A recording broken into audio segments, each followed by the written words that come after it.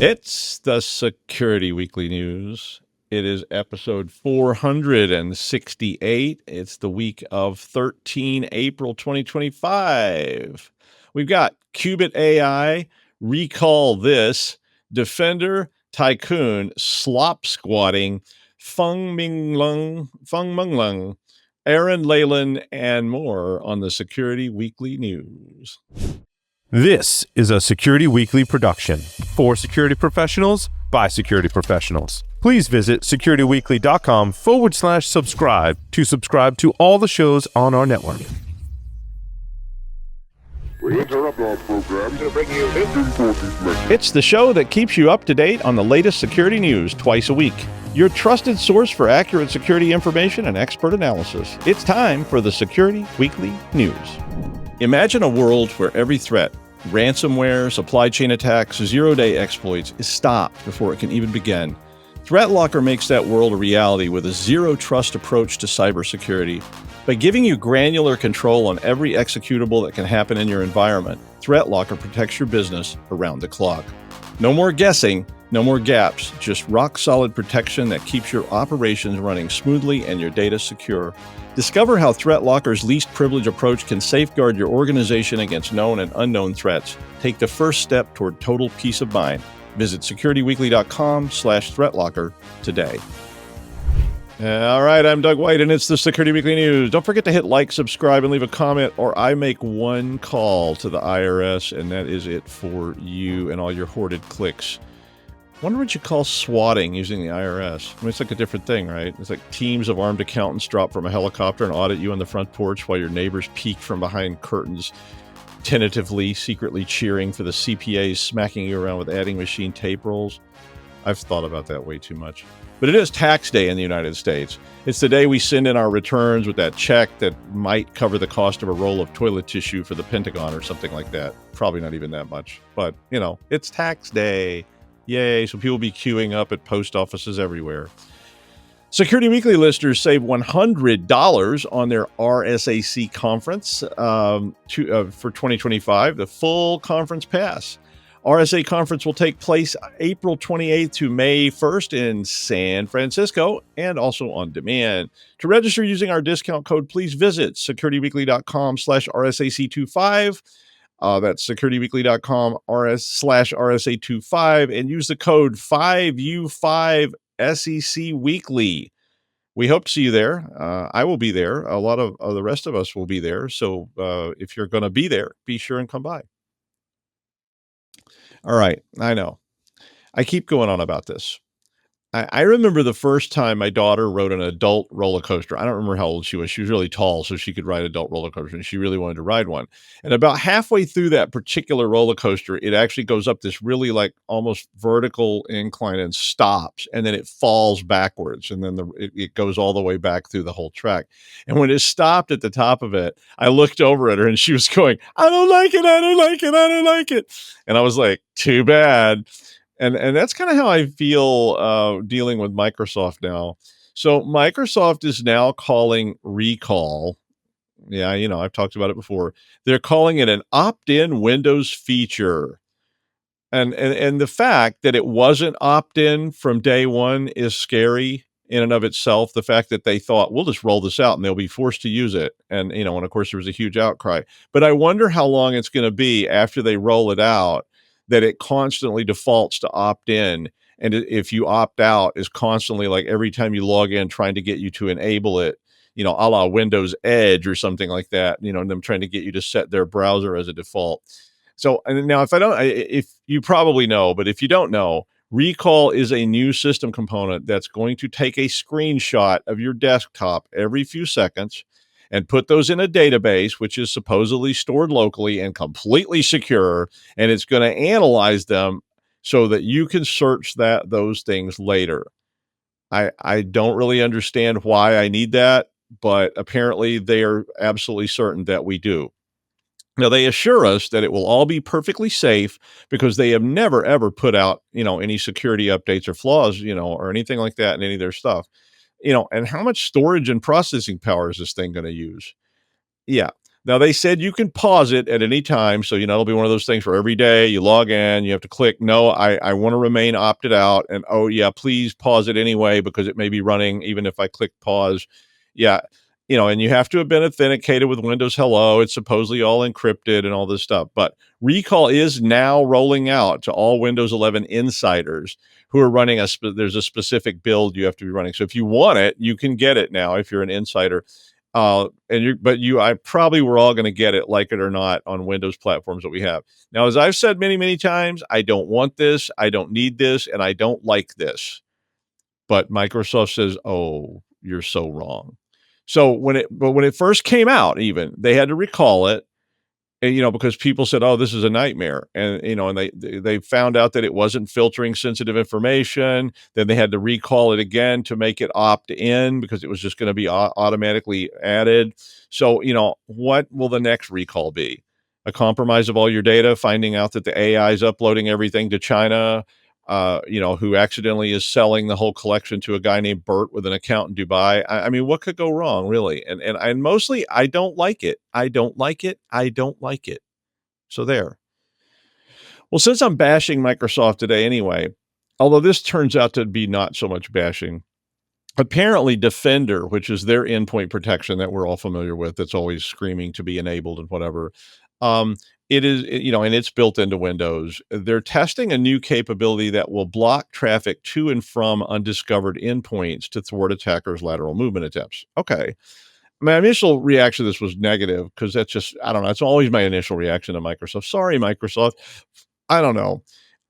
But basically I went on and read the rest of the article, and I was like, what does that even mean? What is an undiscovered endpoint? Like, what? So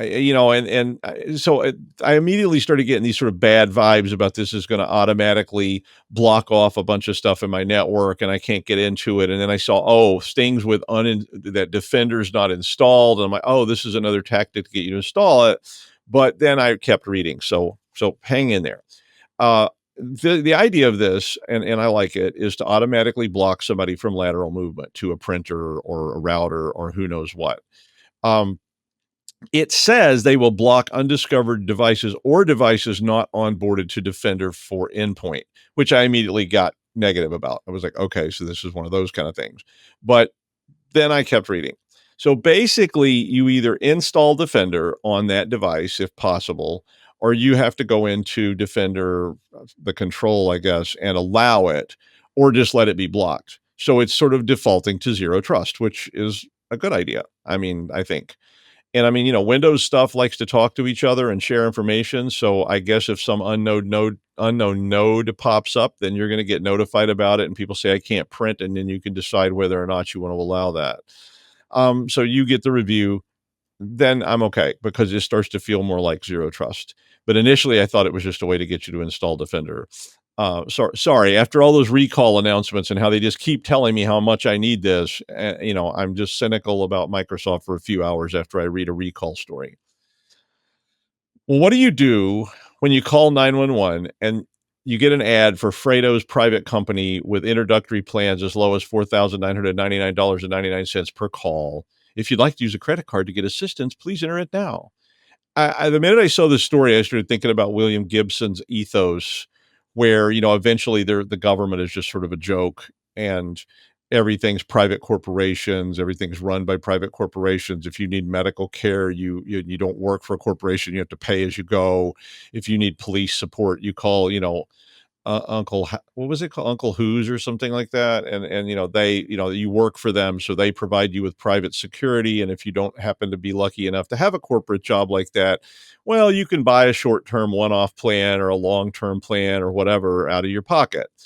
Well, it seems like the US government is dismembering a lot of these kind of things lately. And again, I don't want to get into politics, but I was reading Bill's article, and they seem to be very focused on dismembering and deconstructing things like the NSA leadership, and then they came after CISA and other units of CISA. They've cut cybersecurity education programs that were focused on future cyber personnel, and they've already cut nearly 40% of CISA's workforce.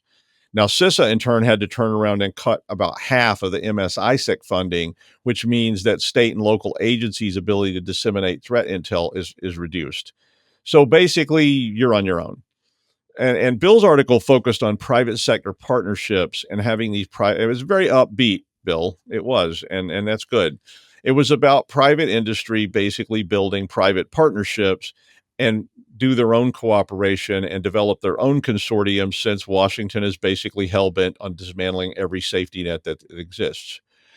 I don't disagree with forming private partnerships and working together. I think it's a good idea, but I also think it's going to leave a lot of people out in the dark that don't just happen to work for these private organizations. I've been trying to build that kind of stuff all the way back to 2005 when we first started that joint cyber task force stuff in Rhode Island with the police and private industry and government, and that worked pretty well. But it is challenging if the government is not a part of it and there's no sort of central group and it's just a bunch of corporations going, why should we share with them? They're our competitor. It's tough to get over that hump. And of course, are they actually going to share with law enforcement and state government when they're not contributing anything? And what happens if you just don't need the government any longer? Maybe the government cuts all the services and support, and why do we really need to pay you to go golfing? I mean, maybe if the government's not going to provide services, I guess we'll just have to do it ourselves. Scary times. Tycoon 2FA is a phishing as a service toolkit that is using new techniques to improve stealth and allowing attackers to expand mobile environments. So they've added all kinds of support for all sorts of platforms. Trustwave said that Tycoon 2FA tends to target Microsoft 365 and Gmail users, which, okay, well, those are easy enough targets. The three techniques that they had, they didn't fully explain some of, or maybe I'm too stupid to understand it, but one of them I understood, which was they're using HTML5 visuals, which means they can build custom CAPTCHAs and make it look like a real thing, right? It's like, solve this CAPTCHA to get into your email. I can't even get past CAPTCHA to get phished. I mean, what counts as a ham sandwich in the picture anyway? The bread, the ham, the guy's thumb that touched the sandwich? Or what is that over in the corner? Crumbs? Maybe from a ham sandwich? I mean, do temporal ham sandwiches count? Like what about aromas? Like that guy has a nose. Maybe he smelled the sandwich. I tend to overthink CAPTCHAs, and I never get them solved, and you just end up having to do something else, like this kind of stuff. And yeah, I mean, that's why I had to stop using a bank account and just bury all my money in the backyard.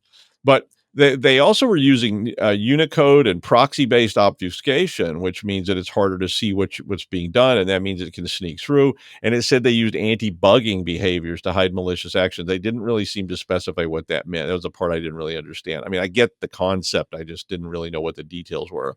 Now, look, for you, these guys are always working to make this more real, make it work better, and make it be cheaper. And they said they were vastly reducing the cost of this kind of service. I mean, they're a service provider, so they want to sell their service as cheaply as possible, so as many people as possible will buy their service. But that means they're coming for your people. So you need to start looking at behavioral protection on your endpoints, including mobile devices. I mean, BYOD is a nice thing when you're a user. It's not so great when you're a security professional, because I'm lugging in my daughter's laptop that's loaded down with malware because she was trying to find mods for The Sims last weekend, and I just connected that to the corporate network. So I don't know which one of these attacks is going to get you, but one of them will. Maybe not you, because you're the most cynical person that ever walked the earth and paranoid, but something will get you. Two-factor authentication helps, but it's in the very name of this thing, Tycoon 2FA. So if the person is tricked into giving up the code because it says after you do the CAPTCHA, it says, and now to log in, please give us your SMS code, and they give it to you. Yeah. Don't use this SMF or SMS two-factor authentication, but you're going to get got. So think about it. Now, I still remember the day that good old Broadcom, everybody's favorite. I mean, I guess some corporations are just like some, people that embrace being evil, I guess. I never understood that. Like, why do you want to be the bad guy? I mean, pro wrestlers, somebody has to be the bad guy. Somebody has to be the baby face, which is the total extent of my knowledge of pro wrestling. tech executives like, I think I'll be an evil tech executive. I could save the world, but nope, I'm going to be evil. But I mean, Broadcom just apparently loved to, just stick it to everybody. They notified me in an email that my academic license program was being scrapped, but I was more than welcome to pay the more than $200,000 per year that is now escalated to probably $300,000 a year or more if I wanted to continue using my academic ESXi platforms. So I had to take all my ESXi stuff down that we use for class and replace it with Proxmox. So now my students learn Proxmox Broadcom. They don't learn ESXi anymore. They learn that I'm going to stop. So Broadcom's now apparently saying they will restore some of their free versions of ESXi that people were using for experimentation, betas, and of course, sometimes inappropriately. That happened. They had dropped all this last February, so 2024, so a year ago, February, as my dad would say. They dropped it all, and they said there would be no more perpetual licenses, only subscription-based full fare rides. I mean, you couldn't even set up a totally experimental rig anymore, even if you had some questionable license keys. I mean, none of us were harming their sales because we couldn't afford to buy their products anyway, but we were teaching students how to use it. And a lot of other, even companies that had commercial licenses were using beta licenses and so forth to test things as prod. And we're told, nope, you got to have to pay full fare for all that too. And, doubled your ESXi. So they scrapped all that. And then, of course, what do you start doing for betas? Well, maybe you start using Proxmox. But anyway, they say that now free licenses are going to come back. They also recently announced that they would do this 72 core license thing where the minimum license was 72 cores. I couldn't afford the license when the minimum cores were 16 and 8, let alone 72. And of course, there's been a big pushback on that. And apparently they're rolling that back now too. This seems to be a modern thing. It's like, I'm going to announce this dramatic, draconian thing, and then I'll roll it back the next day as soon as everybody starts jumping ship. Now, look, I'm not some hoity-toity big shot billionaire playboy genius, but I can tell you this. If you make it painful enough and expensive enough for your customers, no matter how deeply embedded you think they are, unless they're addicted or dependent, people start finding alternatives, folks. I mean, remember Novell? Maybe not. Yeah. So Broadcom, remember Lotus 123? Uh-huh. No, you don't. And there's a reason that you don't remember them. But Broadcom is starting to twitch away from the electrical probe, but I'll believe it when I see it. But they say even a flatworm can learn if the electricity's strong enough. All right. Now, some people got worked up because I criticized ChatGPT's ability to describe database normalizations. And I said that it made repeated mistakes. And I got all this pushback and people got all upset and, getting, I can't believe it. ChatGPT is wonderful. It never makes mistakes. I was like, okay, calm down there, Sparky. But it did make those mistakes. And it wasn't my fault. I asked a legitimate question that was very detailed. I wanted to see what its answer was, and it was absolutely flat out wrong. It admitted it was wrong, and then it tried to correct it, and it several times was wrong. And and of course, I started wondering maybe these people who were like defending ChatGPT, simping for ChatGPT, were actually bots or something like that. But I mean, look, I love AI. It's fun. I enjoy using it to augment what I'm doing, and I understand how to use it. But I also understand that I still have to do my job and ensure that what it's doing is correct. So, if it frees me up from writing some function that I could write, I just let it write that instead. And I can act as systems analyst to go, I think this function isn't right, then fine. But this article was talking about AI hallucinations, which is a term that we use to describe the AI essentially making things up that aren't true. I've seen it. You have to be careful with it.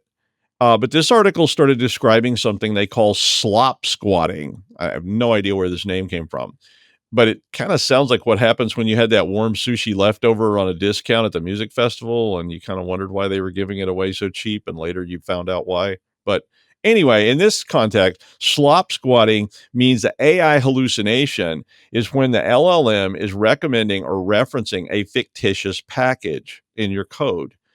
So the attack is basically if the attacker could figure out a pattern to these things and figure out the names, they could build an actual package with this hallucinated name. And when good old Chatty shows Noopy with 2 O's instead of Numpy with a U, and some clown who looks like Sid, has written a package called Noopy with 2 O's, and the AI installs Noopy instead of Numpy, and you don't notice, or you don't even know what Numpy is, well, that is, as they say in the industry, bad. That's a supply chain hallucination threat called slopsquatting. Now, the researchers found that none of the 16 popular LLMs for code generation was free of package hallucination, and that in a study, and this was massive amounts of code, but in this study, 205,474, did you hear that number? Unique fictitious package names were generated by these various LLMs. The worst one was called Code Llama 7B, which I've never dealt with. But GPT-4 Turbo was the best, but they all did it. I mean, so it's a huge problem, and it could create embedded supply chain problems if people are just saying, "Hey, Chatty, generate me this," and then you generate it and stick it in your other code, and you don't even look at the packages. If there's no real package with that name, it crashes. But if somebody knew that and they could put the package up, it might automatically install that package, and Bob's your uncle. All right. So this was kind of a sci-fi story, and I don't even know how I feel about it. I mean, I have really mixed feelings about the story. Researchers from China are going to be allowed to access 500,000 GP records in the UK. Now, I don't know what a GP record is. It's something to do with health. I don't know if it means general practitioner, like doctors, or what, but it's called a GP record, and they never actually said what it was. But basically, the records are going to be added to this thing called the UK Biobank, which is a big research hub that has medical information donated by 500,000 volunteers, and it is considered one of the largest collections of health data. So no problem for me. I mean, I love research. Research is a good thing. Stupidity ends up with people shoving UV lights into their orifice to try to cure disease. And I mean, if you want to shove UV lights in various places and that's your intent, hey, you be you. I got no problem with it. But don't tell me that it's science, and don't tell me that it's going to do anything for everybody else. But there are concerns about this data, as apparently it is possible somehow to identify individuals. They didn't really get into how that worked. I don't know if it's some kind of join, or it's DNA or what.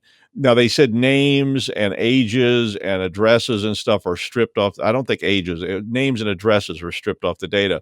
But MI5, which is one of the British government branches, said they are concerned, which is kind of their job, right? But they said that Chinese organizations are subject to Chinese intelligence organizations, which is absolutely true. The Chinese government can come to your business, your university, and say, you are doing this for us today, and they have to do it. Unlike the US, where universities are free to do whatever they want, right? No way that's going to happen here. But, so medical researchers could be forced to give access to this data to Chinese intelligence agencies. Now, I figure they got ways to get it anyway, but 265 of the applications to this data set out of a total of 1,375 requests all came from China. So sounds like a lot of research going on in China, which is true. They do a lot of research. They really support research and science there, which is why they're leading on so many fronts. The accusation is that China is developing the world's largest biodatabase, and that is probably true. But other accusations about this are that China views this data as not only useful for research, but as strategic data. Maybe it's going to have DNA information in it. Maybe they can figure out who you are and sell that to insurance companies who go, oh, yeah, we just got this somewhere. I don't know exactly what's going on with it, but it's another privacy issue. I don't know what we can do about it, but it is very, very scary. Is Aaron's DNA in the Chinese database? Film at 11. It is Aaran Leyland. Hi, Aaron.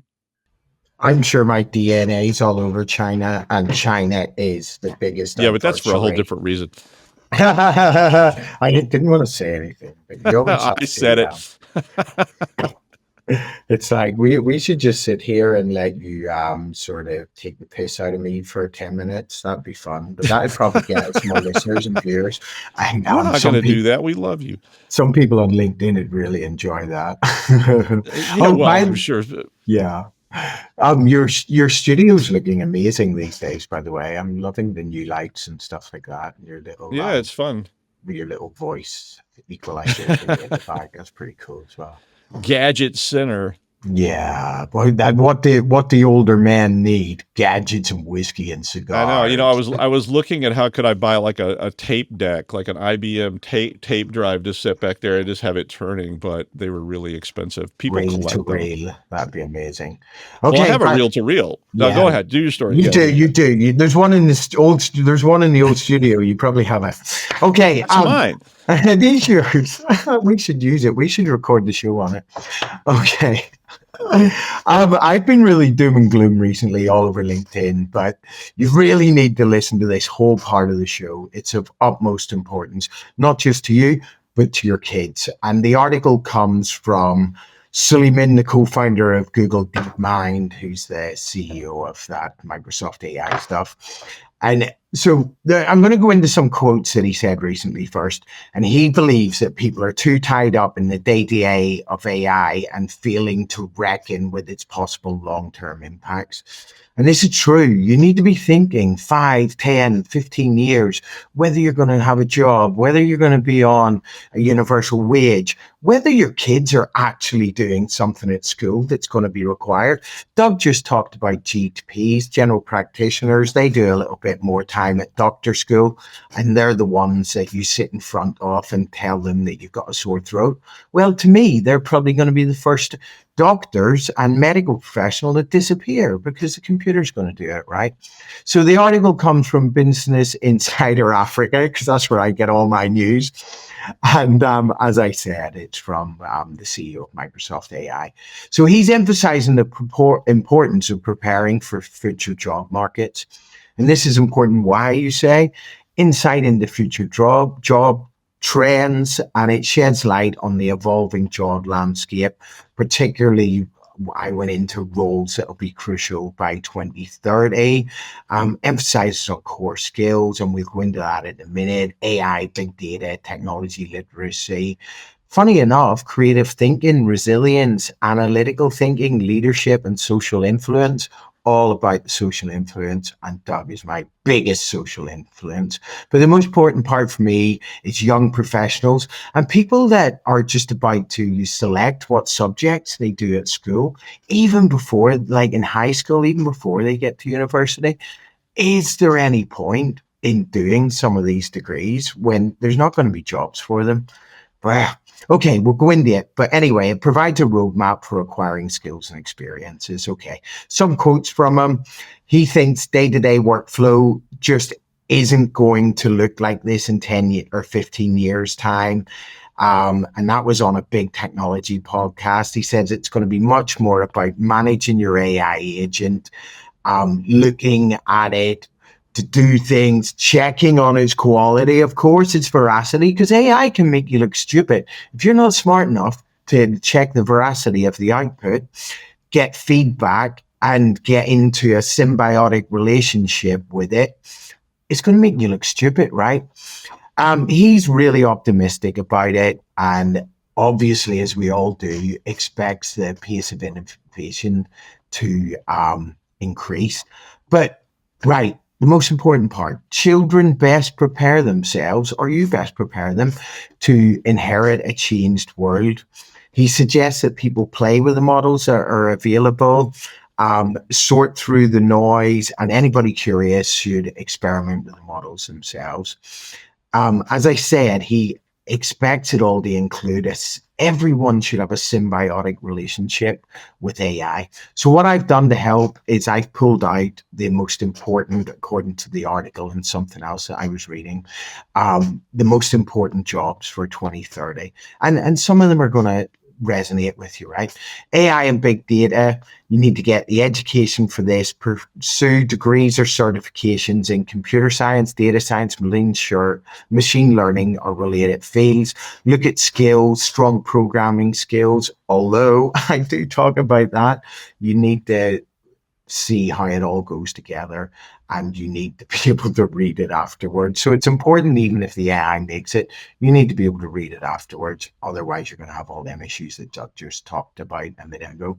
You need to gain practical experience, internships, projects, contributions to open source AI and big data initiatives, because that's going to set you apart. Of course, technology literacy. I don't need to go into that too much because everybody listening to this show is literally staying up to date with the latest trends. Okay. So keep doing that, right? But this is a cool one. Creative thinking, taking courses that encourage creativity, such as arts, design, and innovation. And maybe that'll be about getting the AI to do it, although God, we can talk about that for months, right? But you want to get involved with skills like brainstorming, problem solving techniques, thinking outside of the box, work on diverse projects and projects. So there's a bit in it about resilience, flexibility, and agility. They say that's going to be important. Attend workshops on stress management, adaptability, change management, cultivate a growth mindset, practice mindfulness techniques. I'm away with the fairies here, right, aren't I?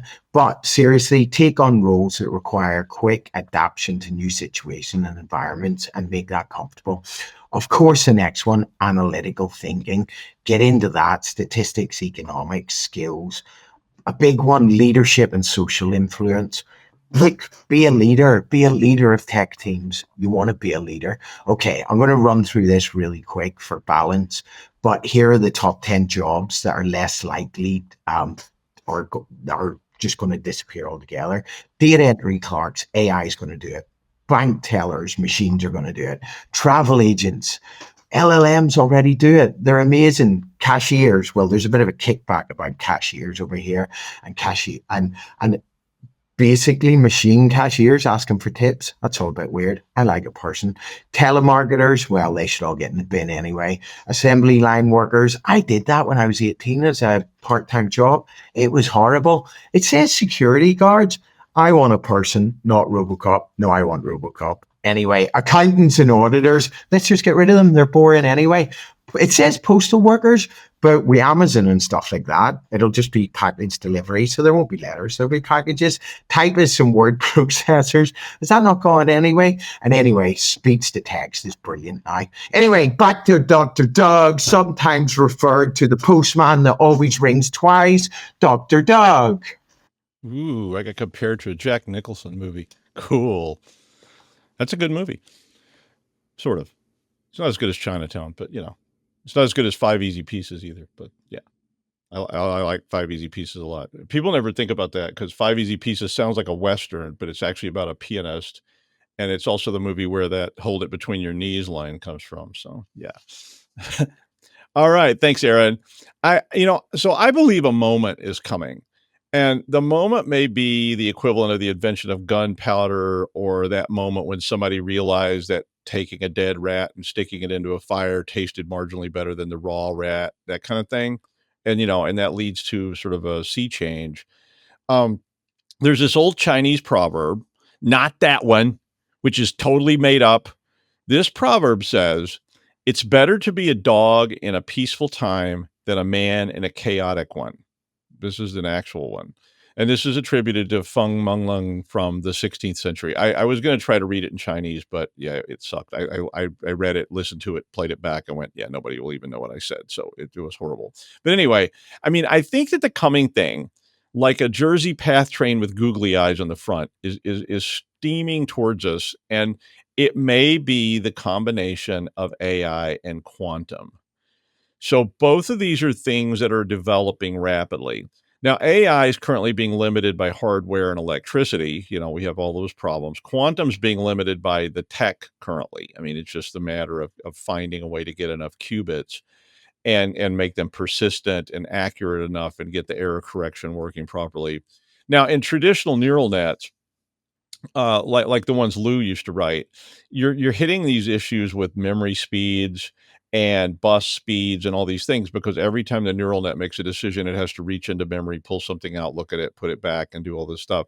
But when this article starts talking about putting neural nets into qubits directly, and that makes things, mean, the very, very oversimplified version. I know some of you are expert in this and you may be screaming at the screen, but it basically makes things much more powerful very, very quickly. So Honda Research is working on a thing called Blue Qubit, which uses something called a variational quantum circuit, which is a 2-qubit gate operation that, and again, you can read the article. They have a lot more details, but they make this massively powerful and fast. So it is research and it's slow, but it is proceeding along. So, it is going there. And the article made me think about old Mengleng and his peaceful dogs.